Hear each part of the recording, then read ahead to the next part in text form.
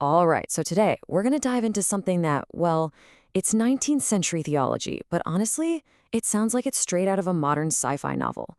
We're talking crystal-based tech, a universal data field, and a totally unique take on what the afterlife could be.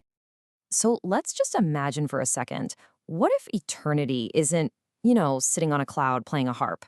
What if instead it's about getting a personal tool that plugs you into the infinite data of the entire universe? Seriously, what if the afterlife is actually a technological upgrade for your soul? That's the wild idea we're getting into today.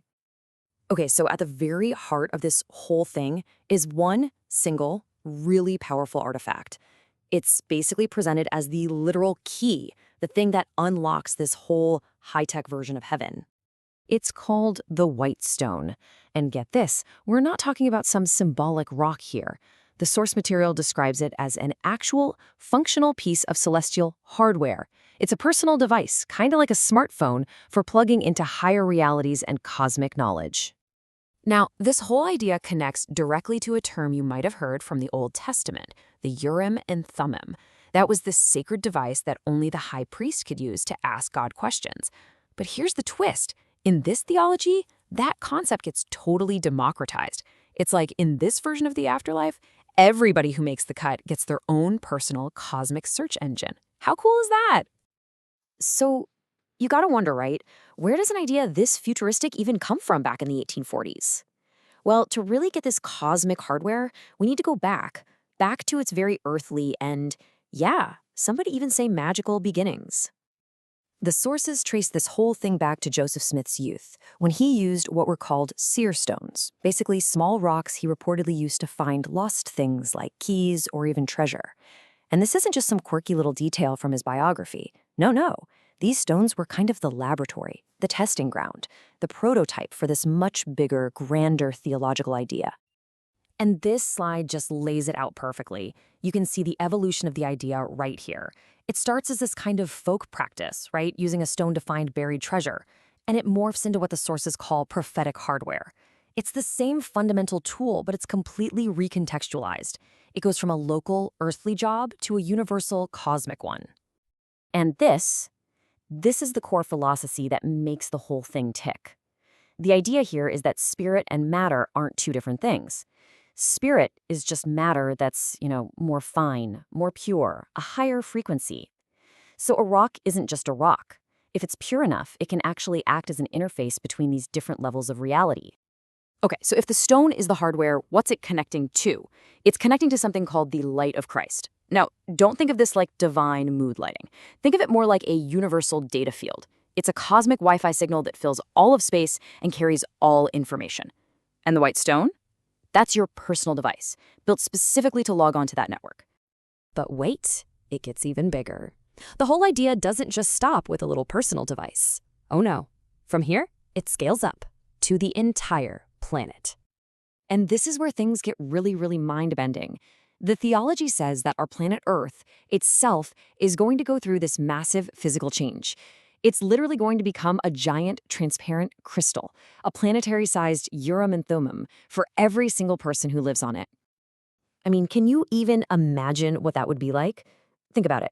A world with zero secrets. A world where the planet's entire history is recorded right in its own substance. You could just look into the ground and watch the past play out like a movie. The Earth itself would become this massive, super intelligent living archive. Okay, so you've got the hardware, but that's only half the battle, right? How do you actually log in? Well, it turns out this whole cosmic system has its own version of two-factor authentication.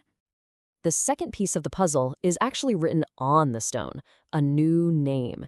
And we're not talking about a nickname here. It's described as a totally unique personal identifier that only you and the divine system know. So, to put it in modern terms, this new name is basically your cosmic password. In fact, the source material gets even cooler, describing it as a frequency of resonance. It suggests it's the unique vibrational signature of your very soul. And that's what proves you're you, that you have the authority to access the network. So there you have it, the whole login process laid out nice and clear. Step 1, you get the device, the stone. Step 2, you get the password, the new name. And boom, together they grant you access to the network of higher knowledge. It's A surprisingly systematic, almost technological way of looking at divine revelation, isn't it? Now, as sci-fi as all this sounds, the idea of a white stone giving you access or secret knowledge, well, that's not new at all. It actually has these incredibly deep roots in the ancient world. I mean, look at this. In ancient Greece, a white stone was used for not guilty verdicts in court. For the Romans, a white stone called a tessera was like a VIP pass, giving you access to special events. And of course, we've already talked about the Jewish tradition of the Urim and Thummim for getting divine answers.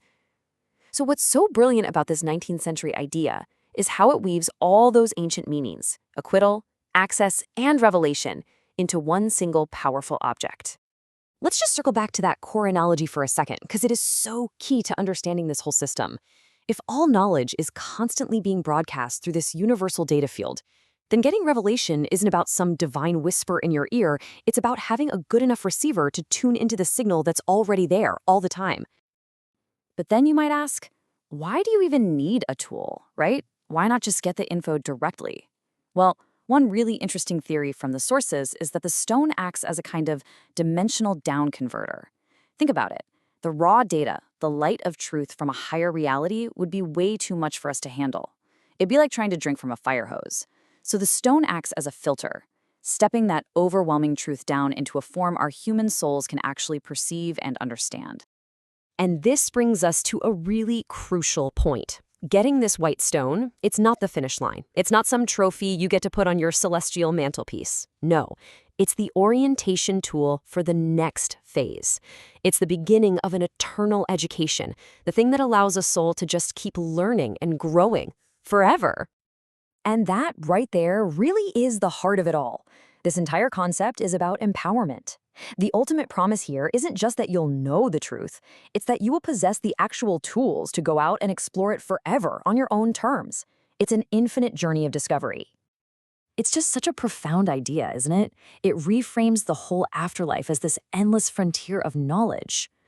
Which really just leaves us with one last question for you to think about. If you were handed a tool that could access all the information in the entire universe, what's the very first thing you would ask?